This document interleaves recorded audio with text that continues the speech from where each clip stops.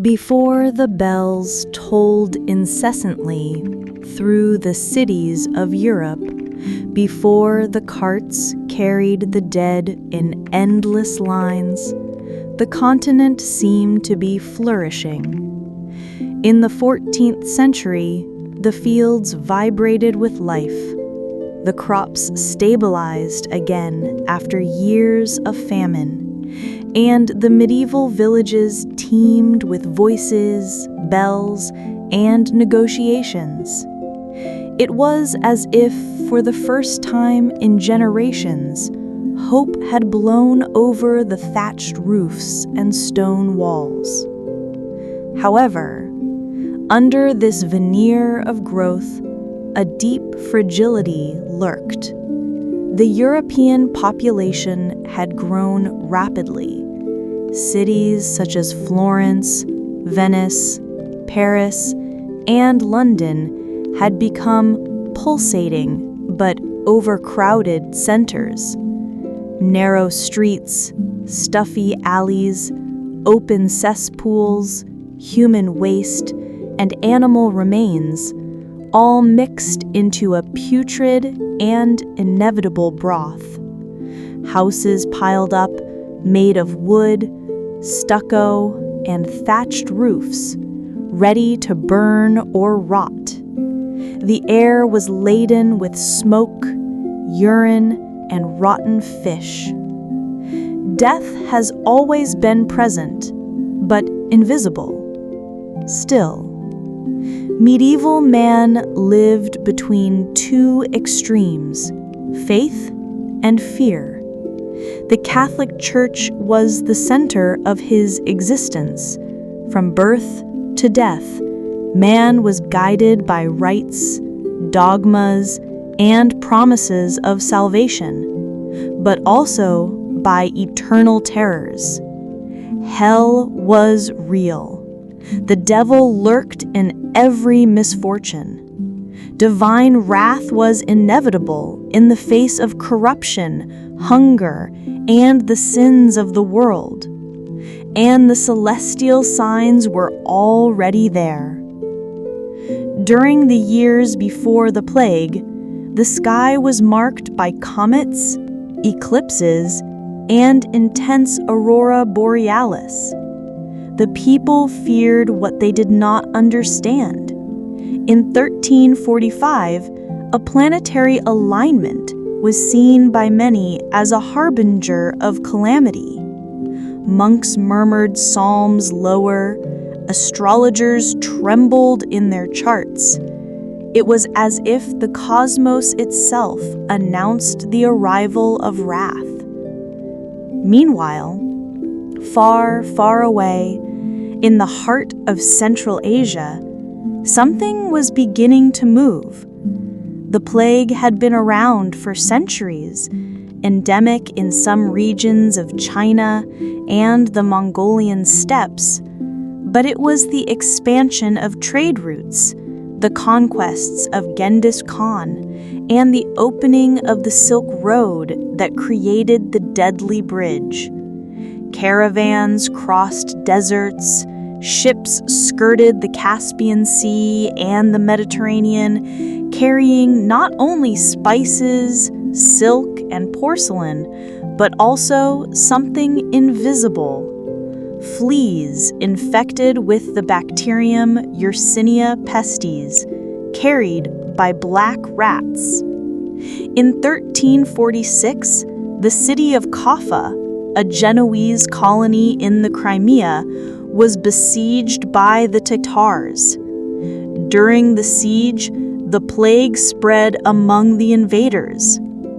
In one of the earliest accounts of what we would now call biological warfare, the Tatars catapulted infected corpses into the walls, a desperate but effective gesture. Death entered through the gates. The Genoese, terrified, embarked back to Italy. Thus, in October 1347, 12 galleys arrived at the port of Messina in Sicily. At first glance, they looked like ordinary boats, but the sailors were dying, feverish, covered in black blisters that gave off an unbearable odor. In the basements, corpses lay rotting in the dark.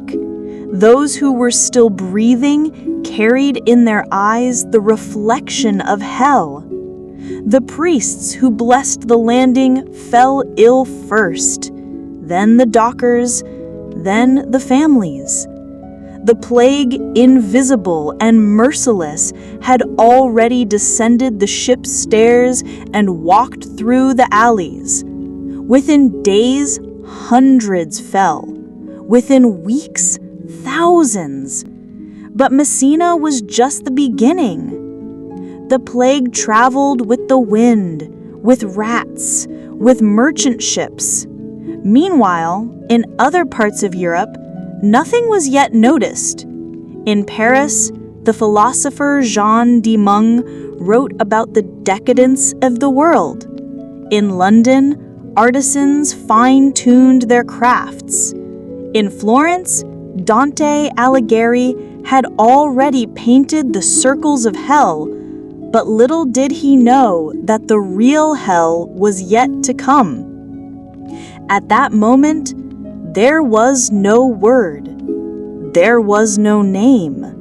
It was just an evil, a punishment, a presence. No one understood its origin. Some said it was the breath of the dead. Others blamed the Jews, the lepers, the foreigners, the stars, or the sins. Everyone knew deep down that something had been broken in the divine order. While the sun was still rising over the golden fields and the morning chimes were still echoing in the churches, the easterly winds were already carrying with them the acrid smell of decay. The plague had not yet reached all the cities, but its shadow was already stretching over the towers and fields, silent and inevitable. This was the omen, the silence before the scream, the calm before the collapse. The port of Messina in Sicily was not the center of the world. But in October 1347, it became the cradle of calamity. When the 12 Genoese ships anchored, the fishermen looked suspiciously.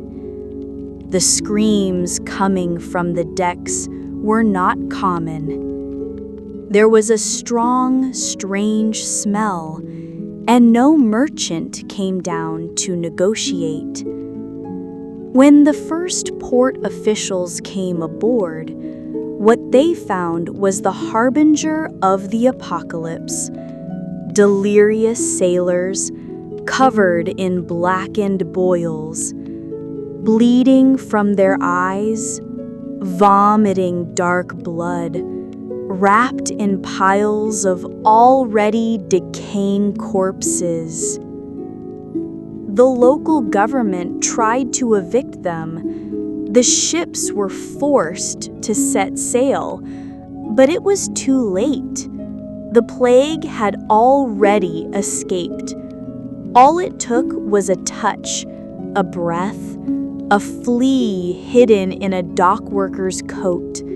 In a few days, the first cases appeared in the city. The doctors didn't know what to do. The priests, when blessing the sick, fell soon after. The speed of contagion was astonishing. In a month, the city seemed deserted. The church bells kept ringing. But Messina was just the flashpoint. From there, the plague jumped to other port cities: Palermo, Catania, Naples, Marseille. The ships, which had once carried oil, wool, and spices, now became the black horses of death, spreading the plague all over the Mediterranean coast. Each port that received goods also received the invisible poison that accompanied them.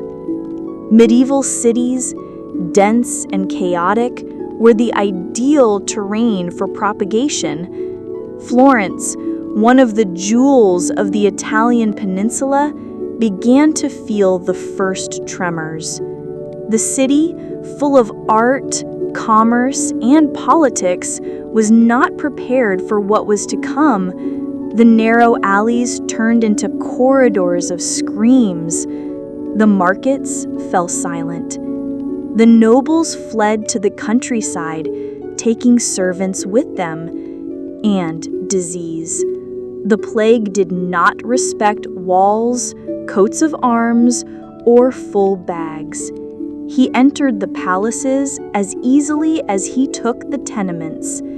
Giovanni Boccaccio, who witnessed the horrors up close, wrote in the Decameron, "Father abandoned son, wife left husband, fear dominated all things."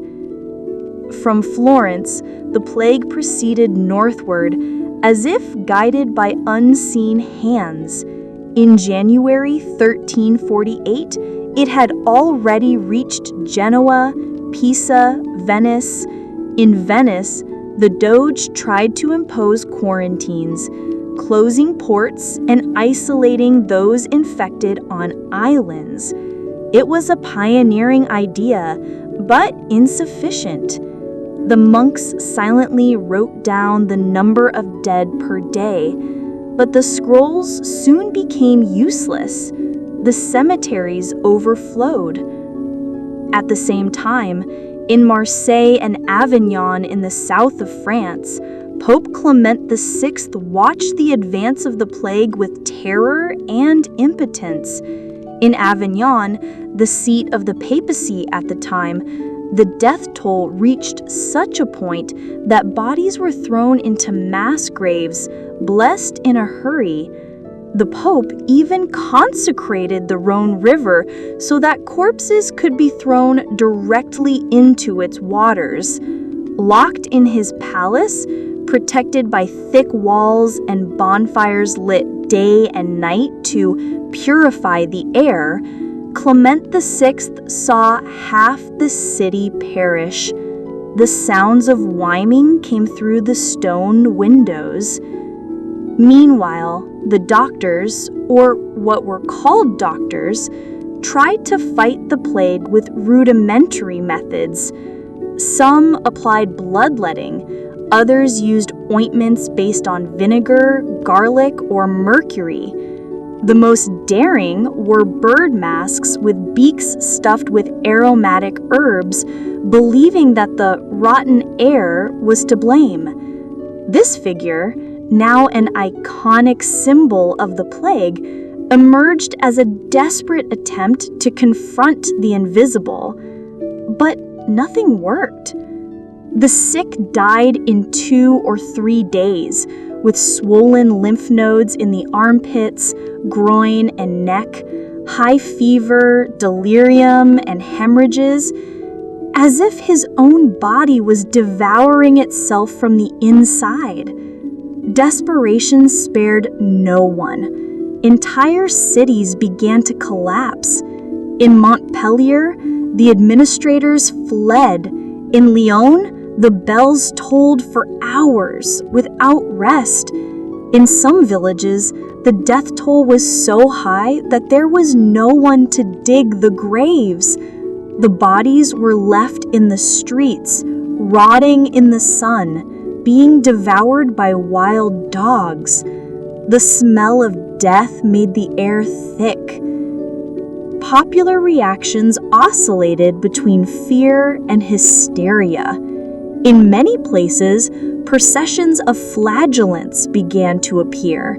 Men and women who, naked from the waist up, marched through the streets, whipping each other and shouting for divine forgiveness. They believed that the plague was a punishment from God for the sins of the world. They rejected the clergy, the nobility, and science. Their marches were accompanied by mournful chants and apocalyptic preaching. But over time, they became vectors of the disease. With each city they passed, the plague came with them. In the midst of all this, rumors spread like wildfire. They said that the Jews had poisoned the wells. In various regions of Germany, entire Jewish communities were massacred, burned alive, and expelled. Fear turned to blind fury.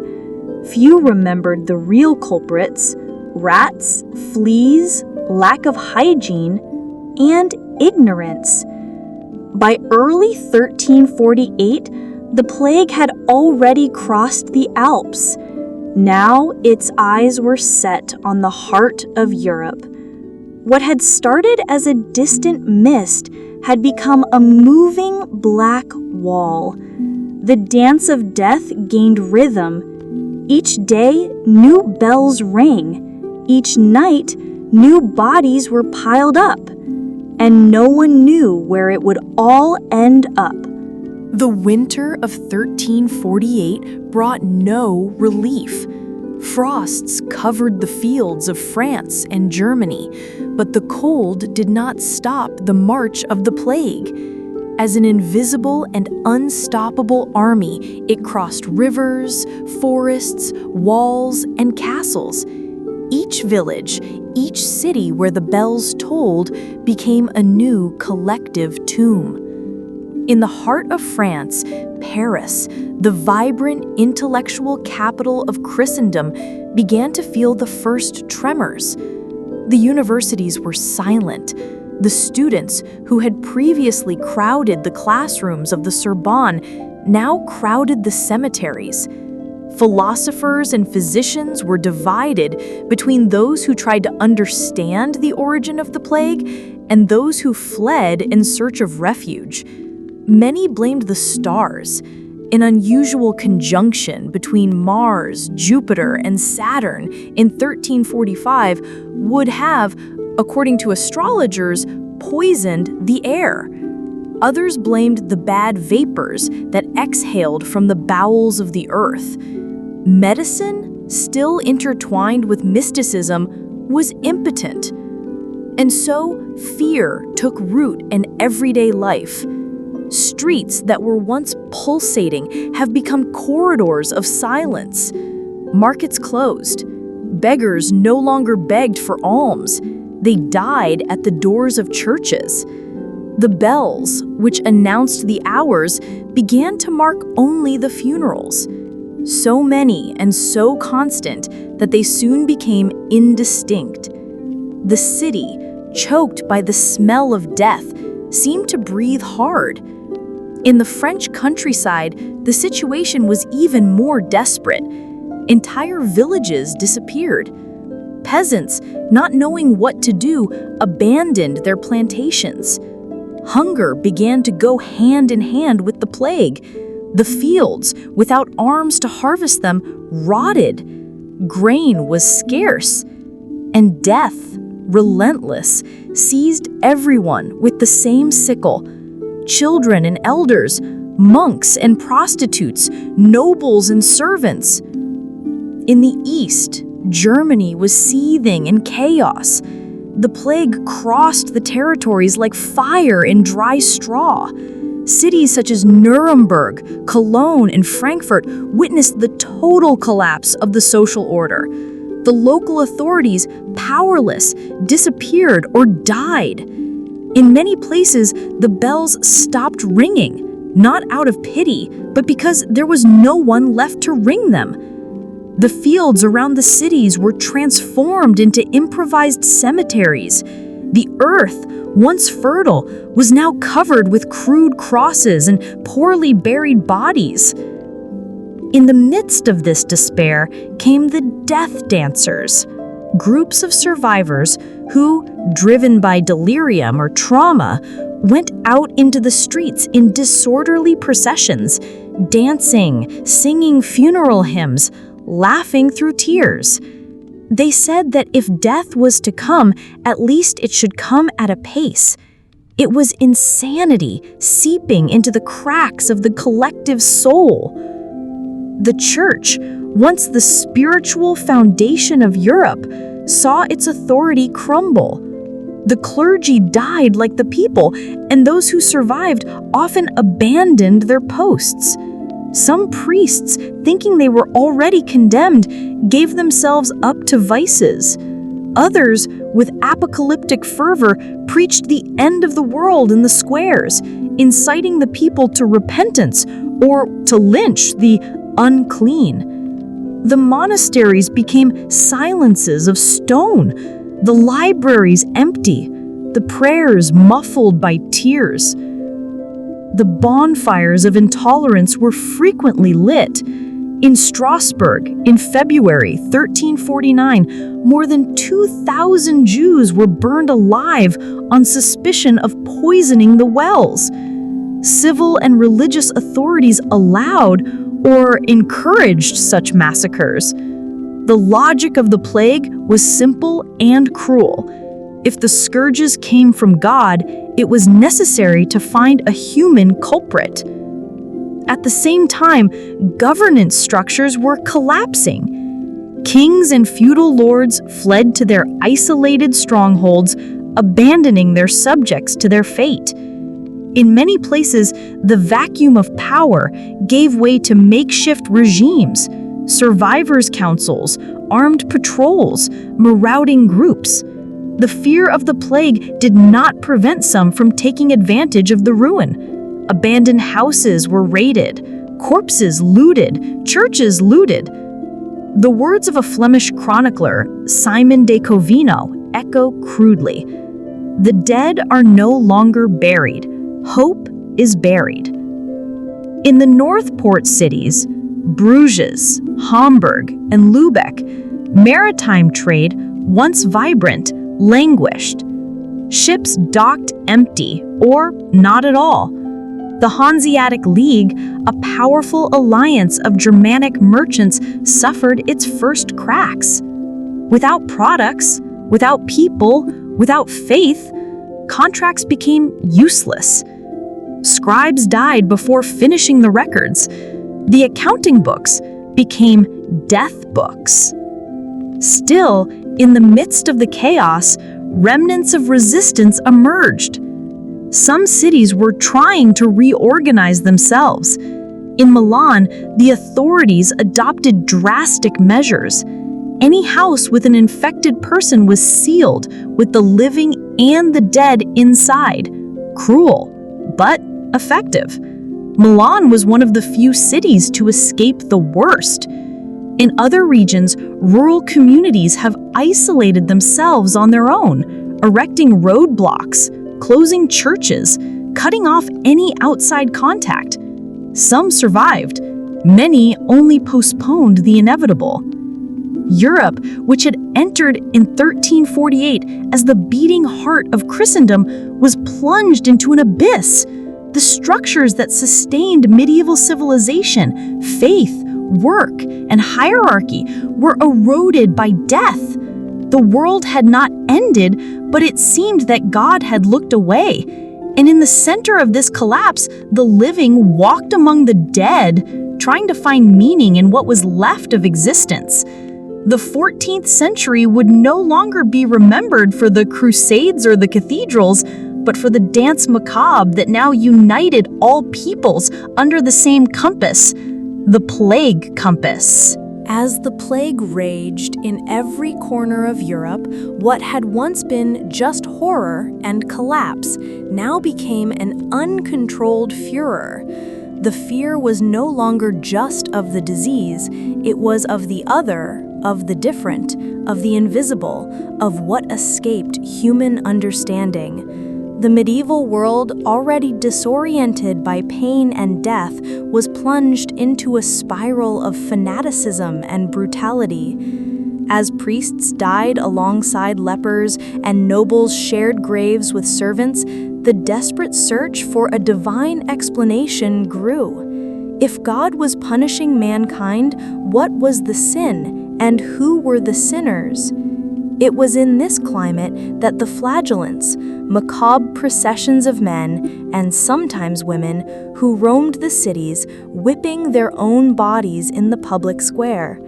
Barefoot, covered by bloody robes, they sang funeral songs and apocalyptic laments. They believed that voluntary physical suffering could appease divine wrath. From city to city, they crossed the fields like shadows, growing in number, fervor, and lack of control. At first, they were received as pious penitents, but they soon became a cause for panic. They preached without the authorization of the church, promoted disorder, incited lynchings. In 1349, Pope Clement VI officially condemned them, but it was too late. The flagellants had lit a fire of despair that would not be easily extinguished. Alongside this fervor, an ancient poison flourished: anti-Semitism. Amid medical ignorance and the failure of science at the time, grotesque conspiracy theories emerged.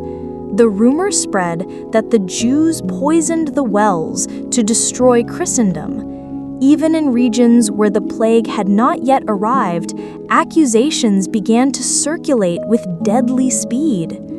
In the city of Strasbourg in 1349, one of the most tragic manifestations of this hatred took place. More than 2,000 Jews were burned alive in a single day. Many preferred to throw themselves into their own fires rather than wait for the brutality of the crowds. Jewish homes were looted, their synagogues destroyed. The same scene was repeated in Mainz, Cologne, Erfurt, Barcelona, Basel, and so many other cities where entire communities disappeared overnight. The cruelest thing is that the logic was self-defeating. In places where Jews were killed or expelled, the plague still advanced. But that didn't matter. Fear had already silenced reason. The rulers themselves, who once protected the Jews for their economic importance, gave in to pressure from the enraged people, or, in some cases, used the chaos as a pretext to cancel debts and confiscate property. Meanwhile, the survivors struggled to maintain a modicum of dignity. Burying the dead was a task that required courage. In cities like Avignon, Pope Clement VI himself ordered the consecration of rivers so that bodies could be thrown into the water when the mass graves could no longer hold.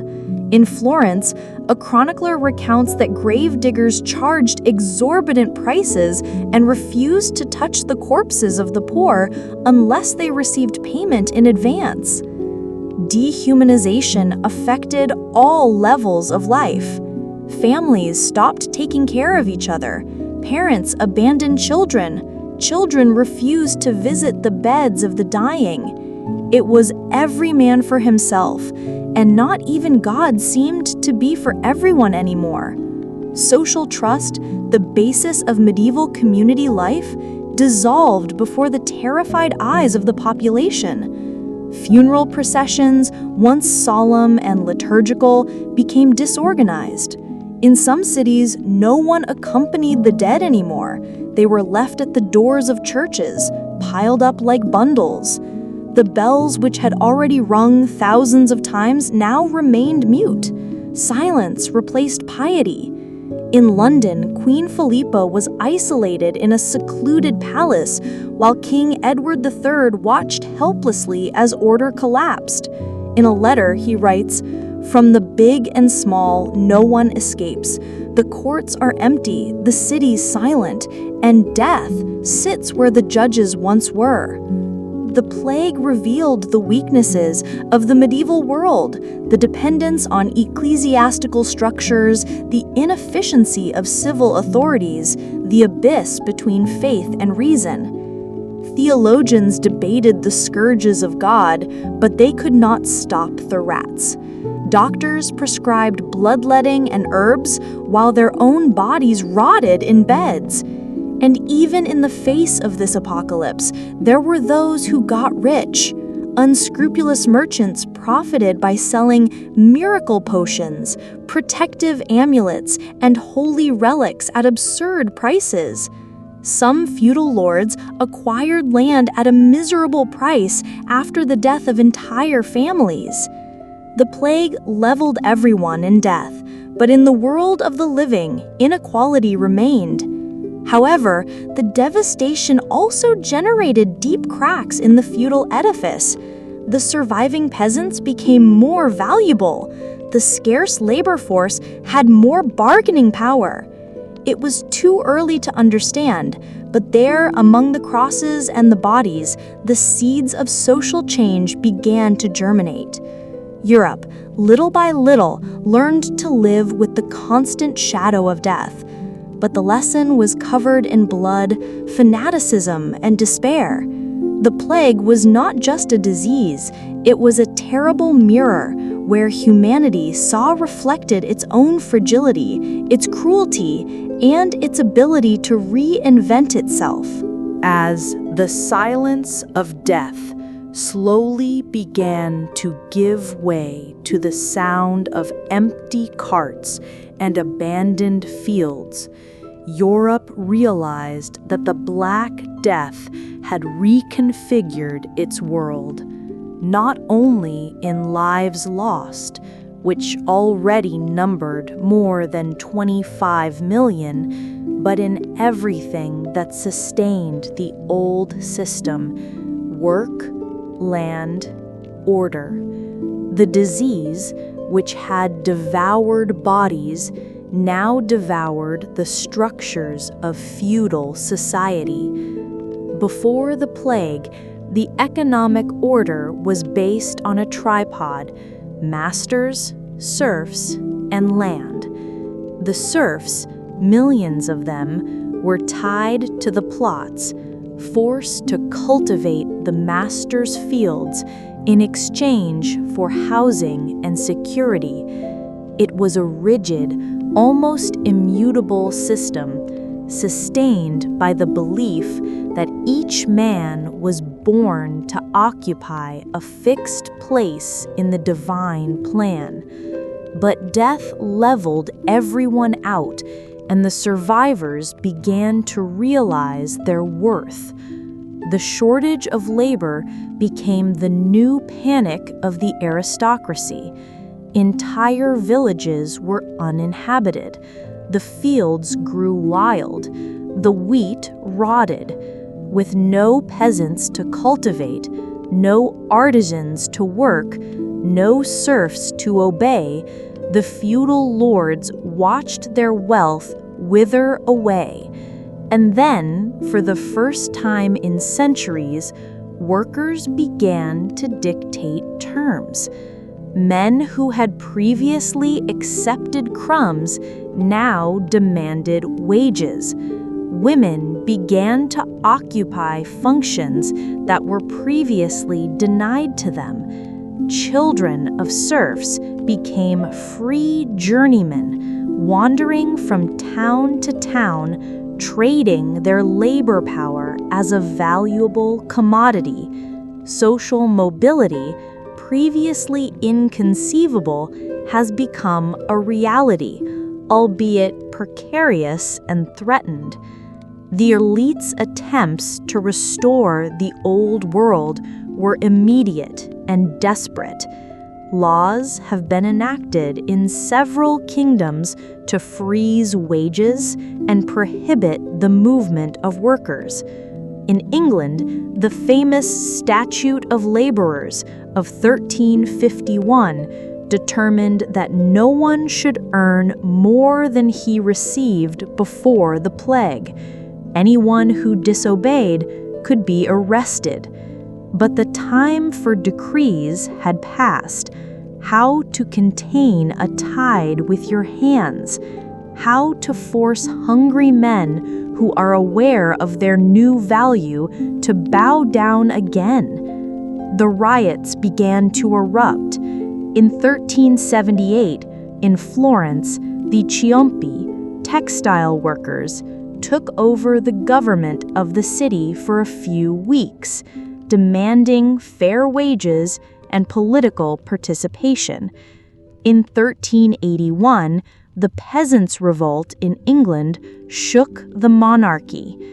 Thousands marched on London, led by Wat Tyler, calling for an end to serfdom and reduced taxes.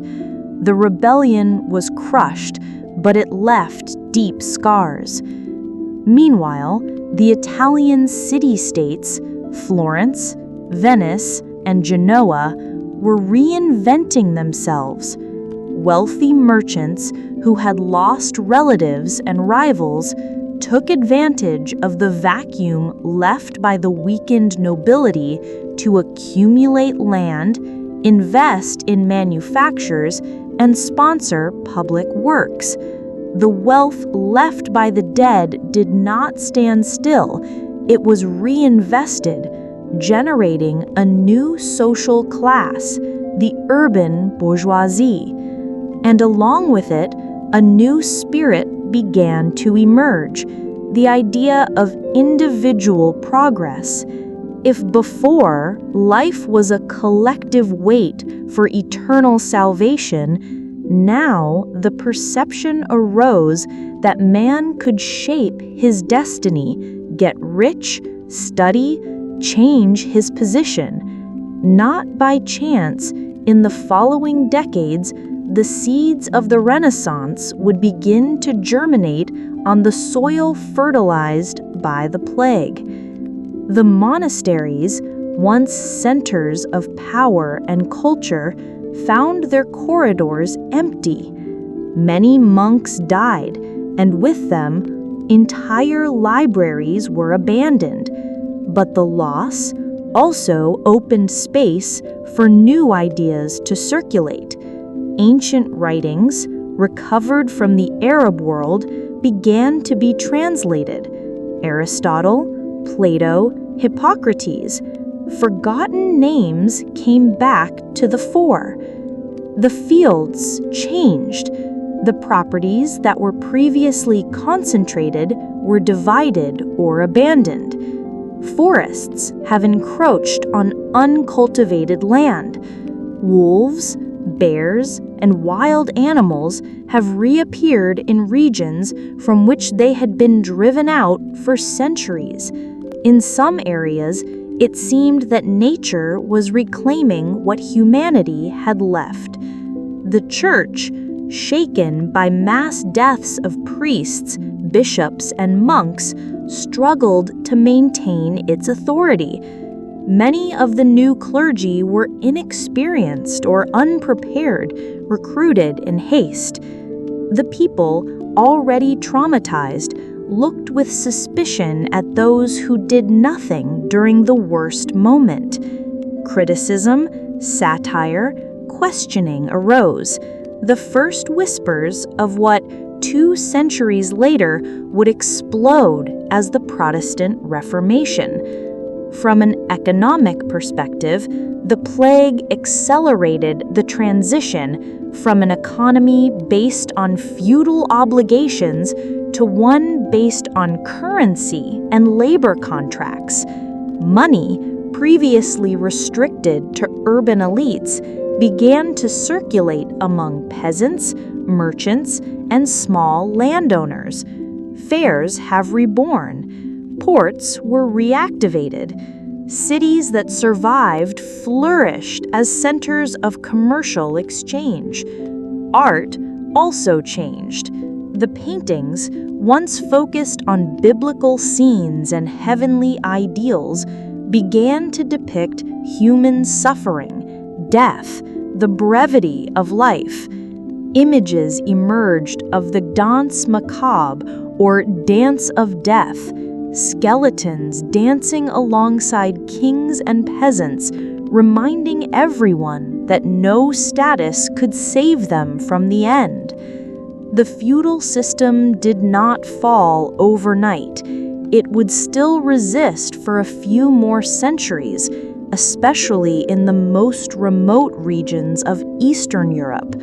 But the Black Death was its great blow, an earthquake that cracked the foundations of the medieval order. The old world died not only at the hands of the plague, but at the hands of the living who refused to turn back. A new world, more flexible, more urban, more centered on the individual, was born among the rebel. When the flames of the bonfires died down and the bells stopped tolling every hour, Europe fell silent, a heavy, almost spiritual silence. The world emerging after the Black Death was not only poorer in souls, but profoundly transformed in its cultural, aesthetic, and spiritual essence. Death, once a distant and liturgical concept, had become intimate, and with it came a new way of seeing life. Before the plague, medieval art was essentially devotional. Sacred icons, resplendent stained glass windows, and illuminated manuscripts celebrated the divine, the eternal, and the immutable. But after the devastation, this art found itself insufficient to convey the trauma. The world needed symbols that made sense amidst the everyday horror. Thus were born the images of the danse macabre, the dance of death. In churches, cemeteries, and public halls throughout Europe, frescoes and carvings began to appear depicting skeletons dancing in a circle with kings, priests, nobles, and peasants. The message was clear: death spares no one. These representations were not just art, they were social statements, constant reminders of life's ephemerality, imprinted on the walls of a traumatized society. Literature also reflected this new world. Works emerged that abandoned the exclusively religious tone and embraced the brutal realism of existence. One of the earliest and most notable examples was Giovanni Boccaccio's Decameron, written between 1349 and 1353. The work depicts a group of young people who take refuge in the countryside to escape the plague in Florence and spend their time telling stories, 100 in all, about love, lust, intelligence, and deceit. More than a collection of short stories, the Decameron represents a shift in mentality. The focus shifts to the human, the mundane, the present. Another reflection of the collective trauma was the emergence of memento mori, small works of art, sculptures, paintings, medallions that depicted skulls, hourglasses, and decaying bodies. These objects were used as personal reminders that life is brief and death inevitable. Nobles kept them on tables. Monks used them as meditation objects. Common men wore them around their necks. The 14th century had essentially become the century of mortality awareness. In universities, still weakened by the loss of students and professors, medicine began to free itself from the shackles of superstition. The impotence of doctors during the plague revealed the limitations of traditional knowledge based on bodily humors and astrology. Gradually, empirical practices, clinical observations, and the study of the human body gained ground. The shock of reality imposed the need for new truths. Spirituality also changed profoundly. Many lost their faith. How could God allow such suffering? The Church's official responses, divine punishment for sins, seemed vague and cruel in the face of the pain experienced. With the collapse of clerical structures during the crisis, mystical and heretical groups gained strength. flagellants emerged, crisscrossing cities, publicly whipping themselves, attempting to purge humanity's sins. Others turned to occult practices, astrology, and alchemy. Esotericism flourished as never before. In contrast, many began to seek a deeper meaning in life. Lay brotherhoods dedicated to charity, prayer, and the care of the poor and sick emerged. Spirituality became more internalized. The relationship with God became less mediated by priests and more centered on individual experience. This shift would be fundamental to the later emergence of the Protestant Reformation and the questioning of papal authority. Architecture also reflected the new spirit. Gothic cathedrals, already under construction before the plague, were completed with a more somber tone. Gargoyles, demonic figures, and images of death adorned portals and stained glass windows. Sacred spaces also became spaces of memory and mourning. The light filtering through the rose windows was not only a symbol of divine grace, it was also a reminder that hope needed to penetrate the darkness. In the realm of music, more melancholic compositions emerged, liturgical pieces that expressed collective mourning. Funeral chants, responsories, and laments became frequent in public ceremonies. Music, previously used almost exclusively for praise, began to be used for consolation and remembrance. But perhaps the greatest cultural legacy of the Black Death was the awakening of historical consciousness. For the first time, Europeans saw themselves as part of a larger, fragile cycle, subject to catastrophes that could not be controlled. The plague exposed the bankruptcy of the idea that the social and divine order was immutable. History was no longer just a tale of kings and battles. It had also become a story of shared suffering, of human tragedies, of invisible resilience. This new perspective on time and existence would lay the foundations for the Renaissance, which would emerge in the following decades. The cult of reason, the revival of classical antiquity, the valorization of the individual and science, all these elements were, in part, reactions to the trauma of the plague. It was as if, having faced death so closely, European man decided to live more intensely, create more boldly, think more freely.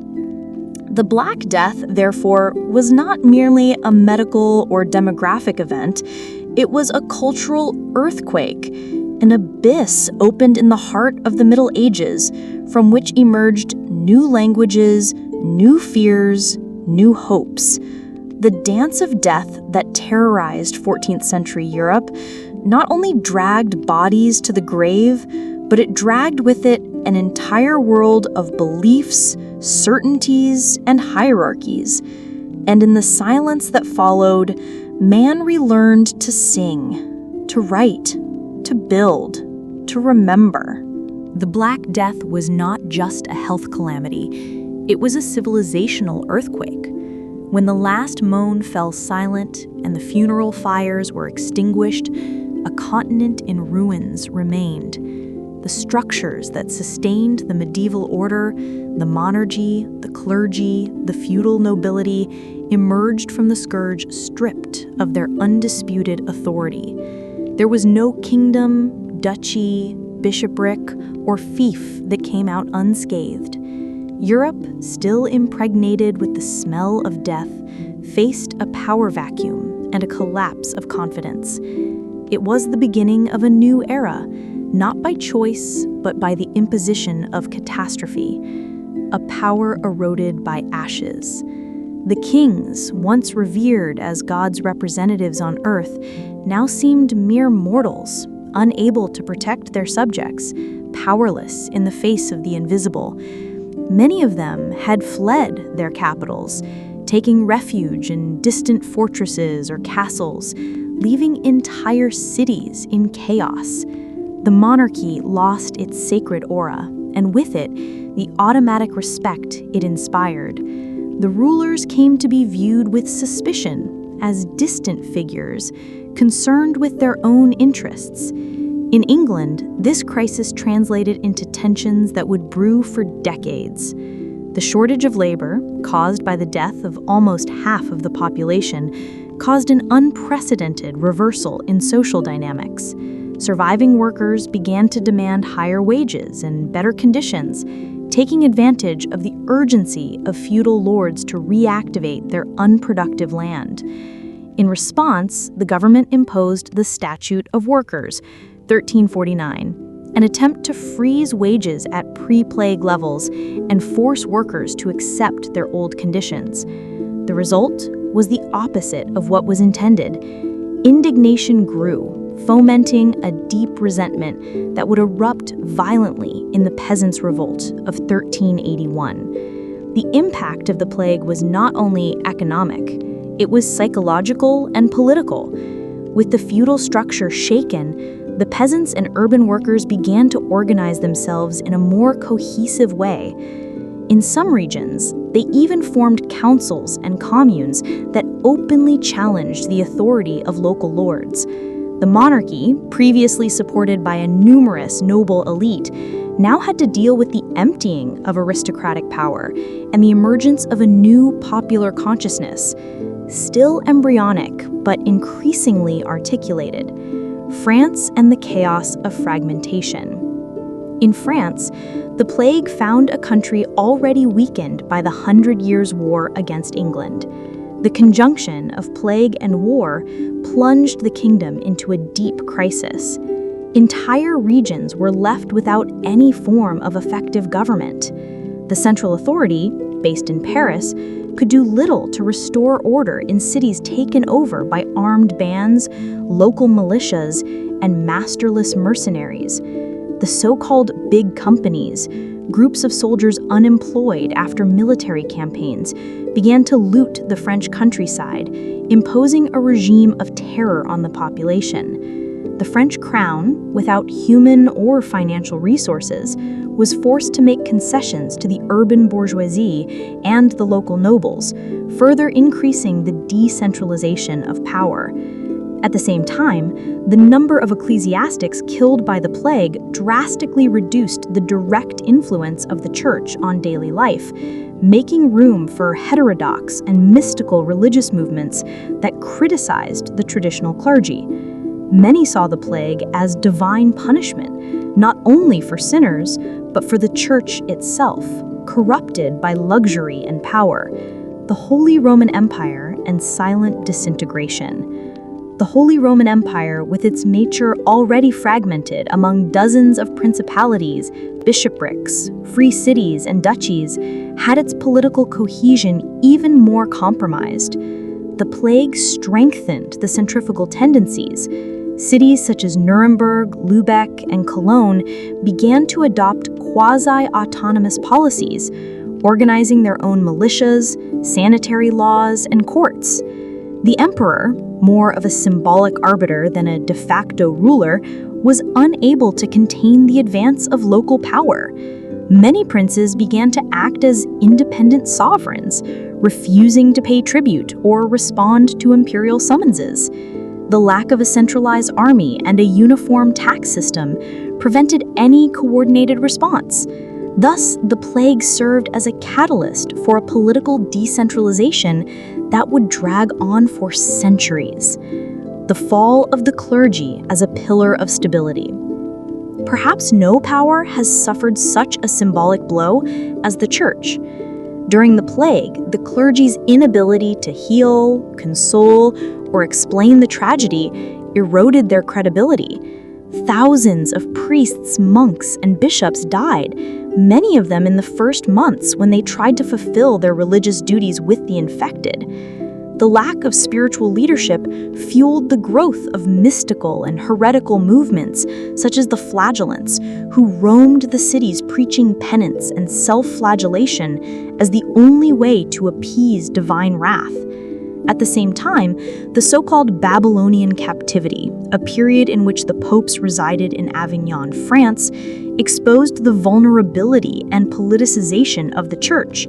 The perception that the papacy had become a plaything of the French monarchy provoked discontent throughout Western Christendom. The division would deepen even more in the following decades with the emergence of the Great Western Schism, 1378 to 1417, in which 2 and then 3 popes would simultaneously dispute authority over the church. This schism was not just a religious event, but a geopolitical crisis. Kingdoms and principalities began to support rival popes based on political interests and strategic alliances. The spiritual unity of medieval Europe was broken, and with it, one of the pillars that supported the legitimacy of the royal power collapsed. The rise of towns and cities. If castles and cathedrals lost their dominion, burgos, commercial urban centers, ascended. The plague, by drastically reducing the population, increased the value of labor. Surviving merchants and artisans began to grow rich, filling the vacuum left by the impoverished nobility. Cities began to buy their autonomy, negotiating franchise letters with kings desperate for tribute.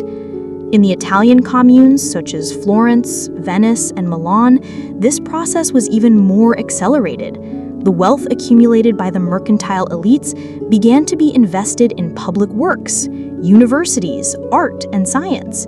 This new urban protagonism paved the way for the Renaissance. Ironically, the plague was the birth of a new political consciousness, more secular, more critical, and more aware of individual value, even in a society that was still deeply religious. The new map of power. In the midst of the devastation, the political map of Europe was redrawn with more fluid and complex contours. The kings had to give way. Feudal orders began to give way to more bureaucratic administrations. The first outlines of the modern state emerged, with written records, fiscal control, permanent diplomacy, and paid armies. The crisis forced innovation. To maintain control, kings began to create advisory councils, parliaments, and chambers, embryonic institutions of political representation. In some cases, authoritarianism was the answer. Kings like Charles V of France and Edward III of England sought to further centralize power to prevent anarchy. In others, such as the Italian republics, power was diluted among commercial oligarchies. In both cases, the plague precipitated changes that would have taken centuries to occur spontaneously. The plague had passed, but its trail was a devastated field. Europe, stripped of its former stability, was now forced to rebuild not only its political and economic structures, but the very vision of what it meant to be human. It was as if death, dancing among the living, had torn away the veils of ignorance and exposed a new possibility: to be reborn from the ashes. In the wake of the destruction, something unsuspected began to flourish: a cultural effervescence, an intellectual curiosity, a redirection of eyes once focused only on the sky, now also fixed on Earth. It was the harbinger of the Renaissance, the rebirth of the human spirit. Europe rediscovers the ancients. The great Byzantine libraries, some looted during the Crusades, others rescued by scholars who fled Constantinople after its fall in 1453, carried the treasures of the classical world. The writings of Plato, Aristotle, Cicero, Galen, and Ptolemy were circulating again in the West. But they were no longer read as dogma. They were studied, confronted, admired, and even surpassed. In this new post-plague world, universities have multiplied. In Florence, Bologna, Padua, and Paris, the halls were teeming with debates. Humanists such as Petrarch and Boccaccio sought to value the dignity of man, the strength of reason, the beauty of language. Medieval darkness, often caricatured as total ignorance, was being left behind, not by denial, but by evolution. Art is reborn from the bones of the plague. Before the plague, art was largely religious and symbolic, but after so much pain and despair, a new aesthetic emerged. Artists began to paint human bodies with musculature, with expression, with emotion, not just as vehicles of the soul, but as entities worthy in their own right. Giotto had started this path, but it was in the 15th century that it flourished, with Donatello, Botticelli, Leonardo da Vinci, and many others. The suffering provoked a thirst for beauty. The darkness made man desire the light. The inevitability of death fueled the desire for eternity through creation. Death as a philosophical theme. If the plague showed the ephemerality of life, post-plague thinking began to seek meaning in individual existence. Scholastic philosophy, centered on Aristotelian logic and Thomistic theology, began to be challenged by a more anthropocentric approach. Humanism, far beyond an artistic current, became a lens through which the world was reinterpreted. The question, "What is man?" gained new weight. No longer just a fallen creature, dependent on divine grace, but a being with creative power, with the capacity for choice, with an active role in history. The plague not only made room for new thinking, but it demanded it. The certainties had collapsed. The clergy, as powerless in the face of death as the peasants, had their authority questioned. Science, still embryonic, saw in chaos an opportunity. Empirical observations began to gain ground in face of tradition. In Salerno, Montpellier, and later in Leiden, the first modern medical centers emerged from a deep desire to understand the body, not only to heal it, but to understand it in its materiality. This spirit would culminate decades later in the anatomical studies of Andreas Vesalius and in the celestial investigations of Copernicus and Galileo. But it all began with the anguish of those who saw death up close and instead of surrendering, decided to think more deeply. The rise of the individual. Before the plague, the individual was deluded in the feudal collectivity or in the religious community. After that, he began to emerge as a subject. The Italian city-states saw the rise of bourgeois, merchants, and patrons. The Medici in Florence became a symbol of a new era, men who shaped culture and politics with gold, knowledge, and ambition. Writing has also become individualized. Diaries, history was no longer just the chronicle of kings and saints, but also the echo of anonymous voices. The plague as rupture and propulsion. The Black Death killed, but it also revealed. It showed the abyss and, paradoxically, lit the torch. Its legacy was not only desolation, but also restlessness, and out of the restlessness was born the new. European culture, previously hardened by centuries of stability and tradition, was shaken to its foundations, and with that was forced to reinvent itself. What was born was a broader vision of the human condition. Tragic, yes, but also glorious. Limited, but capable of great things. Perishable, but endowed with memory and imagination. Rebirth as a spiritual response. Even spirituality began to seek new paths. Although the Catholic Church remained powerful, mysticism flourished. Movements such as Devotio Moderna, led by thinkers like Thomas the Kempis, proposed a more intimate, personal, inward-looking faith. This valorization of the spiritual self, coupled with the growing criticism of papal authority, would pave, decades later, the way for the Protestant Reformation. When the plague finally receded, leaving behind a mangled continent, the silence that hung over the deserted cities was more eloquent than any cry of despair.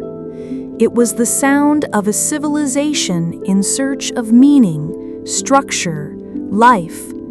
But even in the face of devastation, the human spirit, resilient and tenacious, began to reorganize its fragments. The post-plague period was not only a period of mourning, but also of reinvention.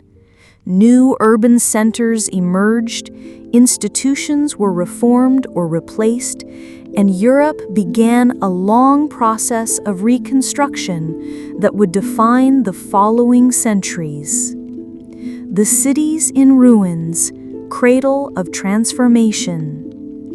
In the first decades after the plague, Florence, London, Paris, and Nuremberg were shadows of what they had been.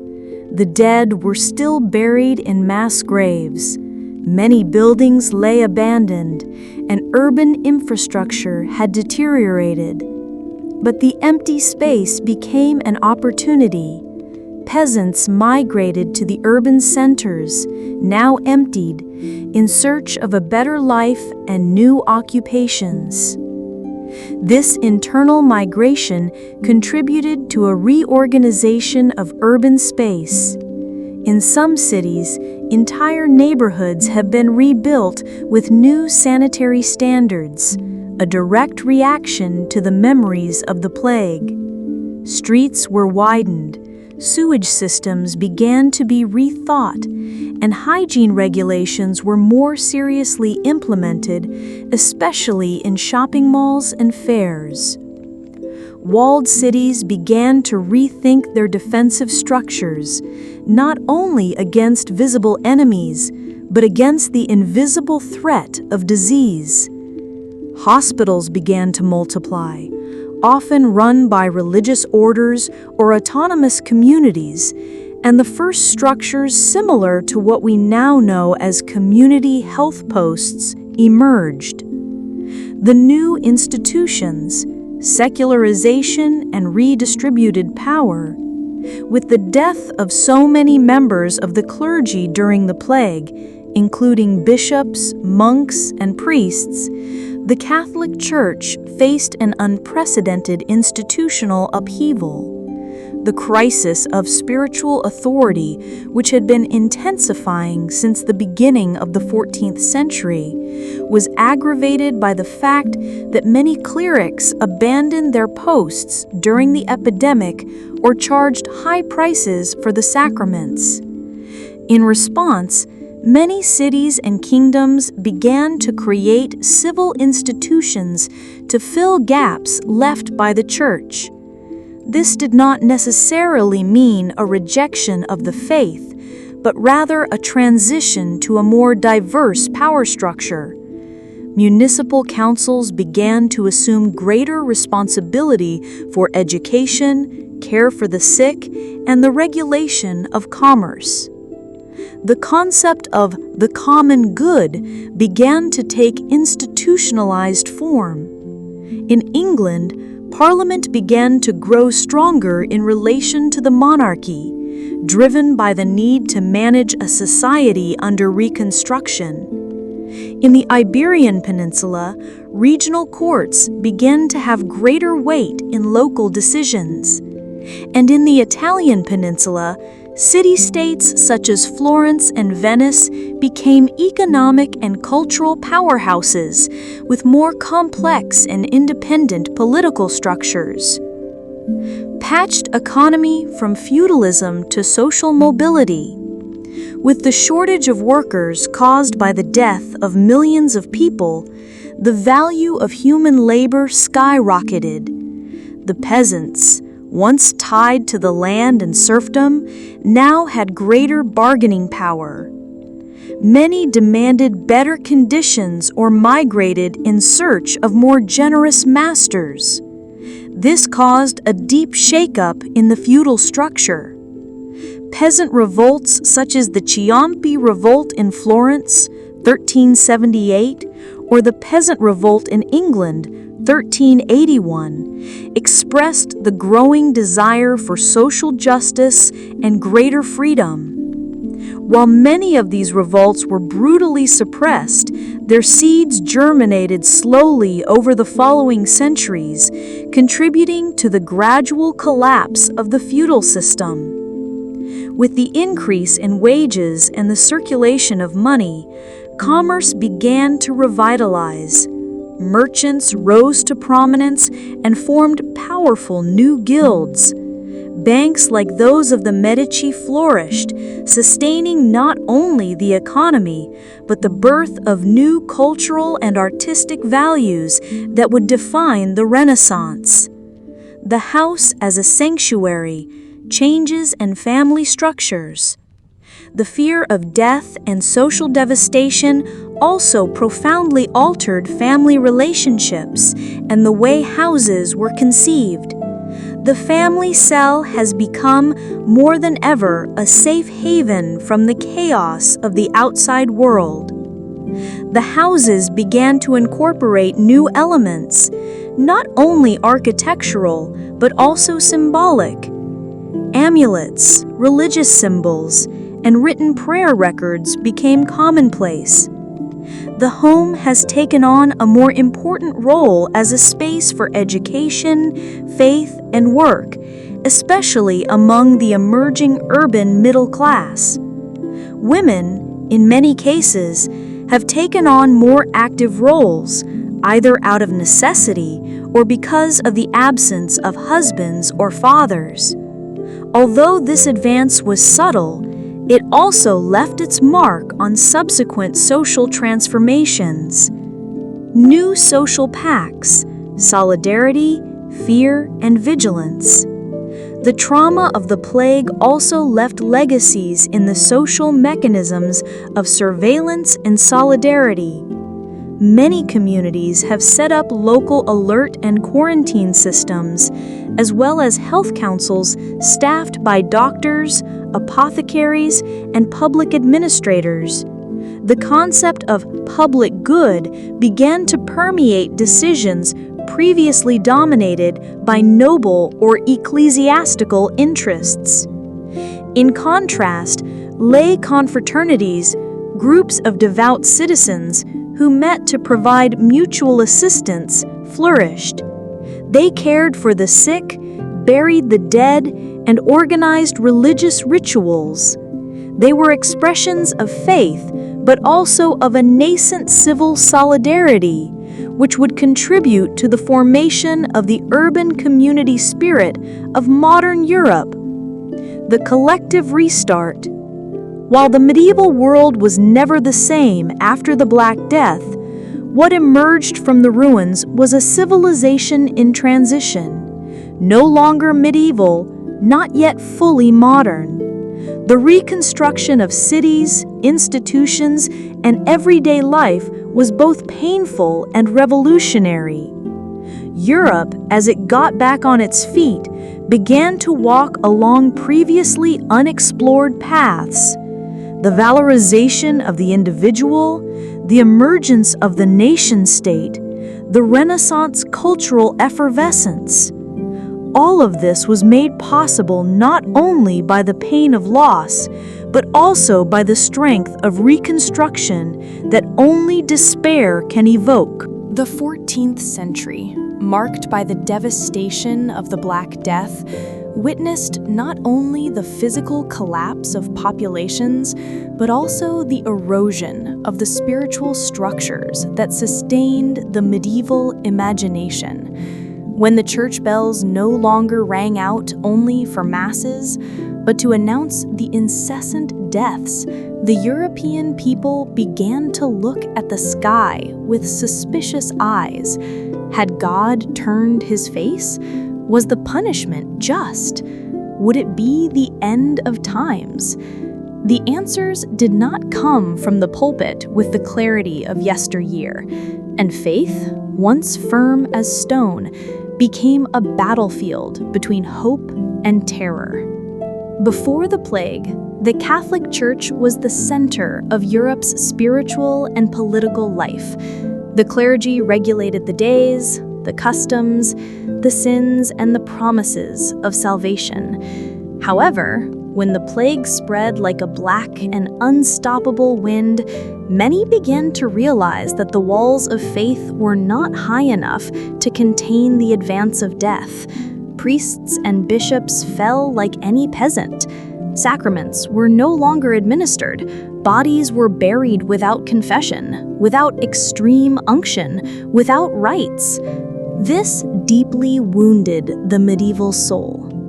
In the devastated cities, manifestations of collective despair emerged. The flagellants, groups of penitents who crossed villages flogging their own backs in search of divine forgiveness, gained prominence. They walked barefoot, in simple costumes, singing dark hymns and shouting against the sins of the world. They believed that with their own suffering, they could placate the divine wrath. In some places, their presence provoked panic. In others, it was seen as a last resort. However, his mystical exaggerations and his open criticism of the ecclesiastical hierarchy soon drew condemnation from the church itself. At the same time, the traditional clergy suffered a seismic shock of credibility. Many priests have left their parishes fleeing the contagion. Others died heroically caring for the sick, but were hastily replaced by people who were ill-prepared or bought with political favors. The quality of theological education plummeted. Institutionalized faith came to be seen by some as a structure eaten away by worldly interests. The sale of indulgences, already commonplace, has become even more blatant, a way to buy salvation in times of quick and unpredictable death. This spiritual emptiness has made room for new interpretations of divine reality. Some believed they were living the apocalypse described by John on the island of Patmos. Pestilence, wars, famine, and death, the four horsemen galloped across Europe as never before. Apocryphal prophecies gained traction. Unauthorized sermons were circulated, popular texts that spoke of the end times and the renewal of the world through destruction. In many regions, people have abandoned their possessions, their homes, their ordinary lives to await the final judgment. Others, on the contrary, saw in the plague not a punishment, but a divine summons to renewal. This more hopeful reading gave rise to a new type of religiosity, more individual, introspective, and emotional. Pilgrimages increased. New confraternities of laymen emerged, organizing cults, prayers, and works of charity without the direct intermediation of the clergy. It was the harbinger of a spirituality that centuries later would lead to the Protestant Reformation. In some regions, however, fear has turned into hatred. Jews, already marginalized in many places in Europe, were persecuted as the presumed culprits of the plague. Accusations of well poisoning spread rapidly, resulting in massacres, evictions, and pogroms. The church officially condemned these acts, but it often remained silent. The fear of death mixed with religious fanaticism created a fertile ground for irrational hatred and collective violence. Religious art also has been transformed. Frescoes and stained glass windows that once depicted paradise and miracles began to show scenes of judgment, hell, and martyrdom. The figure of the merciful Christ gave way to the Judge Christ. The images of the Virgin, once soft and maternal, gained traces of pain and severity. This aesthetic turn was not just a change in taste, but a symbolic response to the trauma experienced by the whole society. Churches have become spaces of fear as much as of faith. Monasteries, in turn, were decimated. Many monks who lived in isolated communities were quickly infected. Entire monasteries disappeared. Religious libraries were abandoned or looted.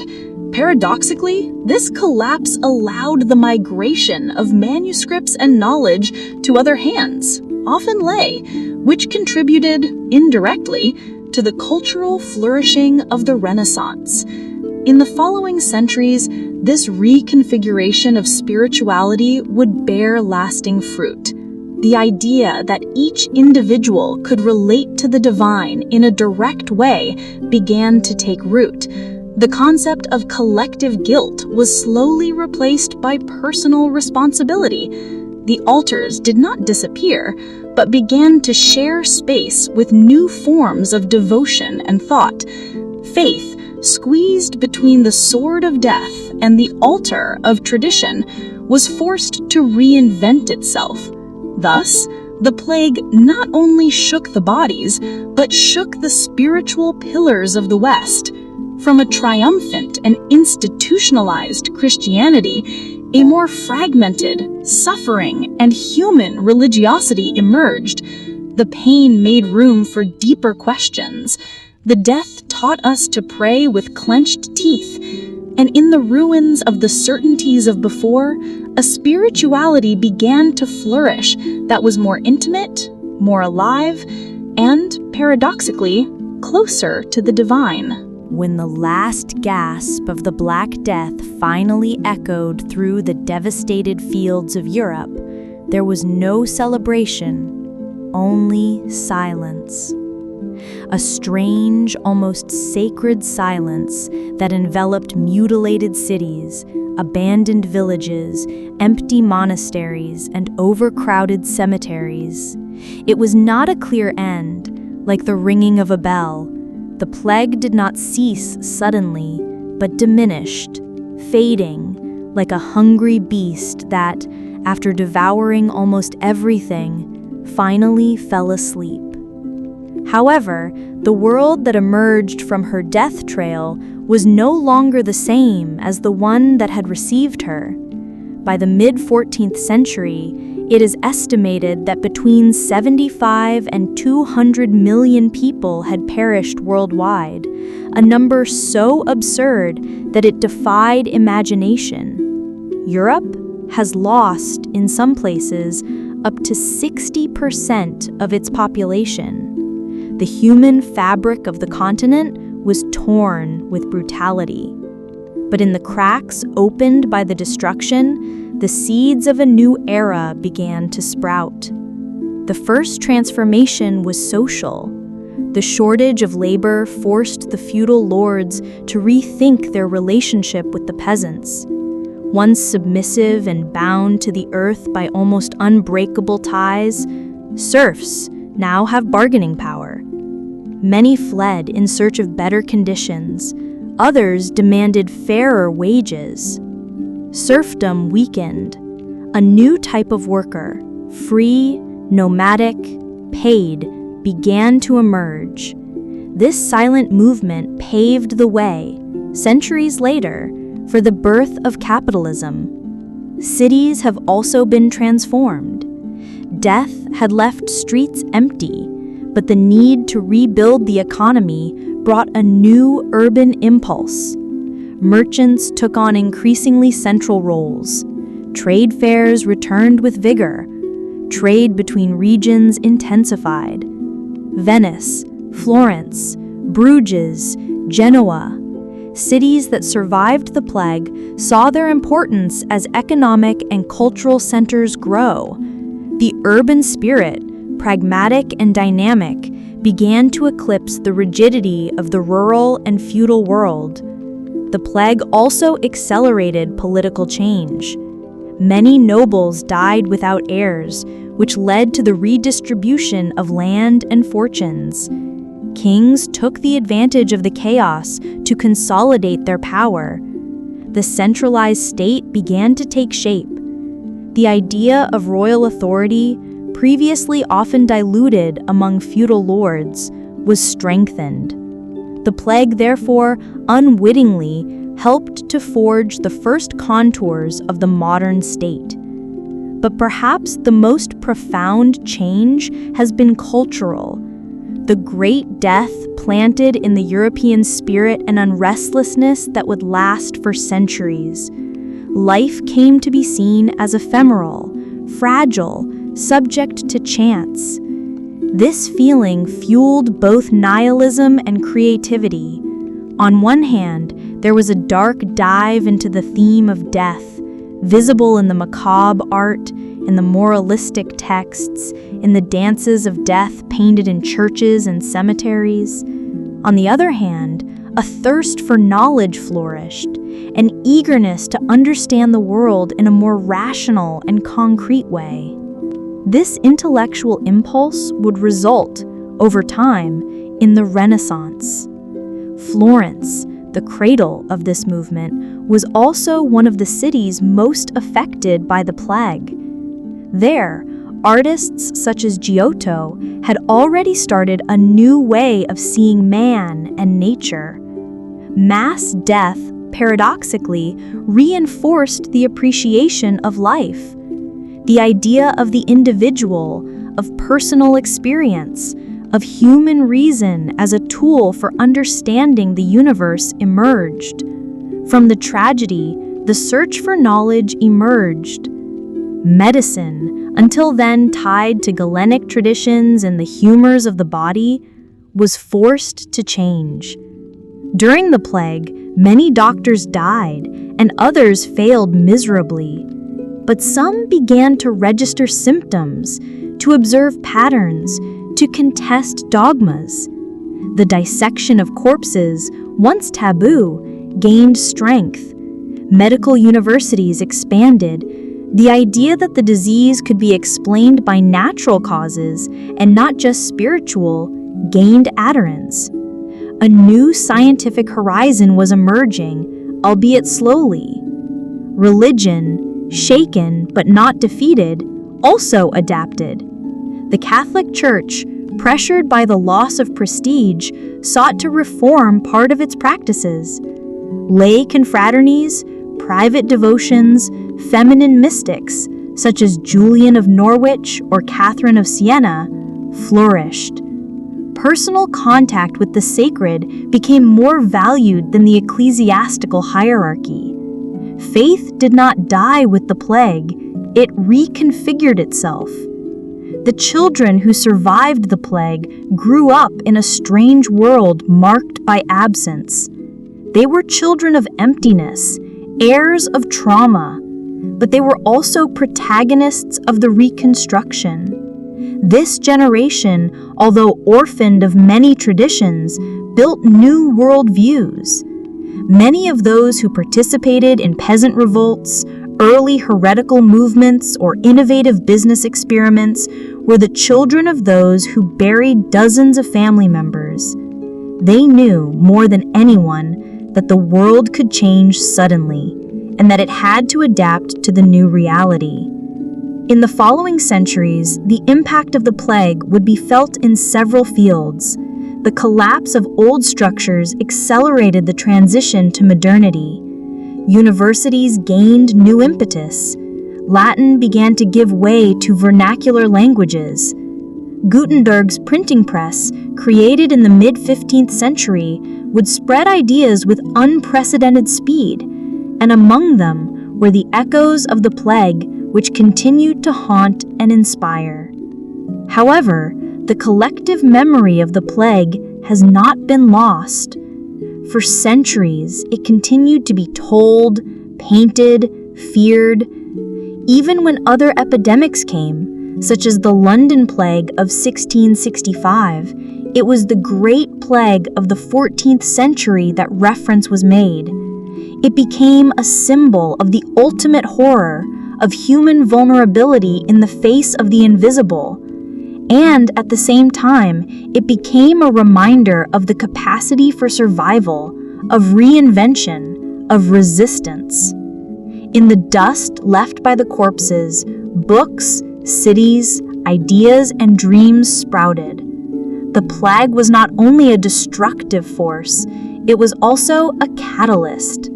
History, like nature, cannot stand a vacuum. And just as burnt forests rebirth denser, European civilization, after being consumed by death, has re-emerged with new roots. Finally, the lesson left by this scourge is not only in the numbers or in the graves.